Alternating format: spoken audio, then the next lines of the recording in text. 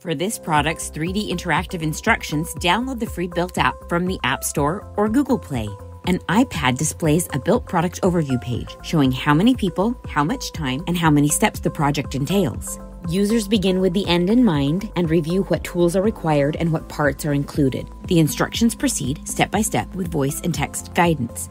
Built offers play-pause control so users can work at their own pace. The animated 3D images show how each part fits together in the assembly or installation. This video is merely a preview of the first few steps of the Built instructions, meant as an interactivity demonstration only. Within the Built app, users can interact with the 3D images on a touchscreen to control the angle, perspective, and size of the animation. For the fully interactive experience, download Built. A woman using Built on an iPad drags her finger across the screen, rotating the image.